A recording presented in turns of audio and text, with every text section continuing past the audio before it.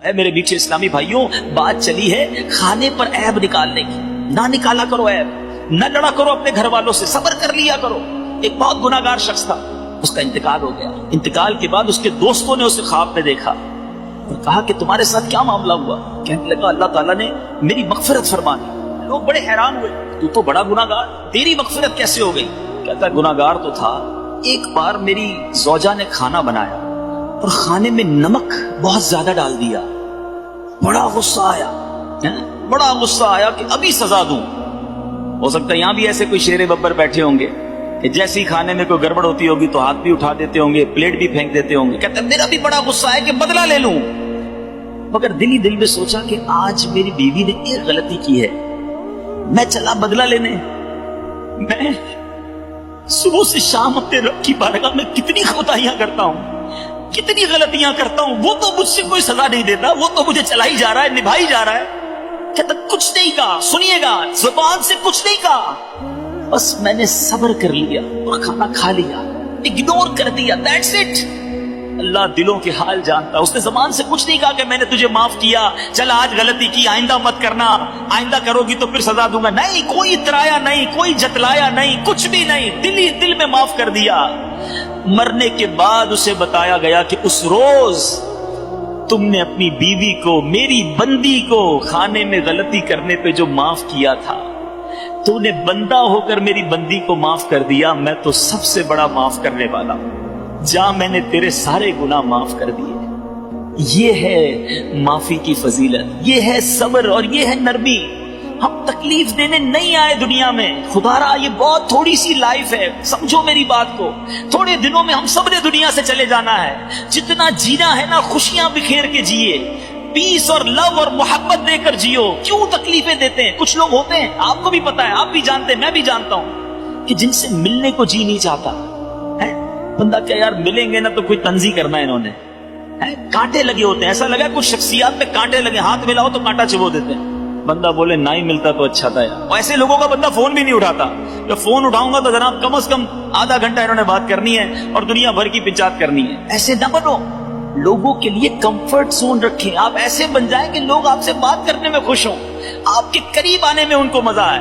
اچھا بہت سارے انداز ہیں، چونکہ وقت تھوڑا ہے، ورنہ بہت ساری ایسی مثالیں ہیں کہ ہم کہاں کہاں لوگوں کو تکلیف دیتے ہیں۔ پڑوسی، ہم سمجھتے پڑوسی ہے تو ٹھیک ہے، وہ اپنے گھر میں رہتا ہے، میں اپنے گھر میں رہتا ہوں، لیکن پڑوسی کے حقوق کتنے؟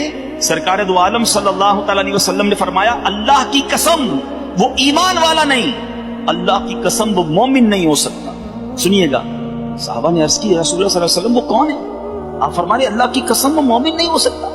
میرے آقا علیہ الصلوۃ والسلام نے فرمایا جس کی برائیوں سے اس کا پڑوسی محفوظ نہ رہے وہ مومن ہی نہیں ہو سکتا۔ ہم کہتے ہیں بھائی میرا گھر ہے، اس کا گھر اس کا گھر ہے، بچہ ان کا غلطی کر جائے ہم نے آستین چڑھا کے لڑائی کرنی شروع کر دینی ہے۔ اچھا پڑوسیوں کو تکلیف کیسے دیتے ہیں؟ اپنا گھر دھویا، اب اس کے گھر کے آگے پانی پڑا ہوا ہے، اپنے گھر کا کچرا ادھر جا کے رکھ دیا، رات دیر سے، اب یہ بلڈنگوں میں جو رہتے ہیں بالخصوص، اب اوپر والا جناب رات کو ہی کاریگری کر رہا ہے، اپنے سارے فرنیچر کو رات کو ہی سیٹ کرنا ہے، نیچے والوں کی نیند برباد ہوتی ہے تو ہو جائے، ڈرل مشین سے سوراخ کر رہے ہوتے ہیں۔ تو خدا را سوچئے کہ آپ جاگ رہے ہیں، ساری بلڈنگ نہیں جاگ رہی ہے۔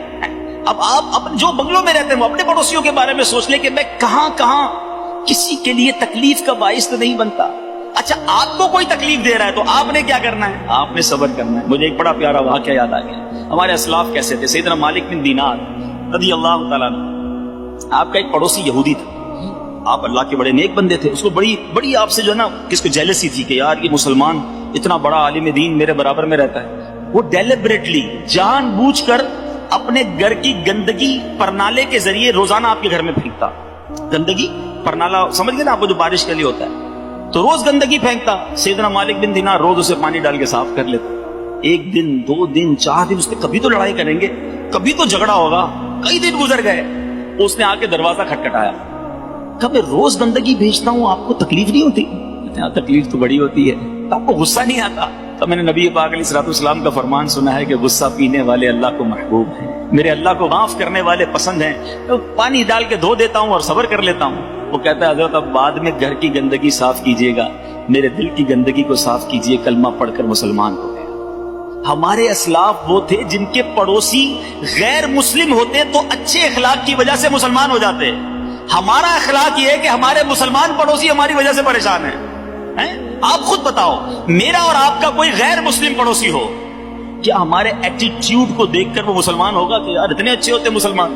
وہ تو شاید یہ کہے گا یار مسلمان ایسے ہوتے, اسلام ایسا مذہب ہے. خود سوچئے. ویڈیو دیکھنے کا شکریہ. اگر آپ چینل پر نئے ہیں تو سبسکرائب کر لیں اور ساتھ ہی ساتھ بیل آئیکن پر بھی کلک کر دیں تاکہ یوٹیوب ہماری ہر ویڈیو کا نوٹیفیکیشن سب سے پہلے آپ کو بھیج دے. جزاک اللہ.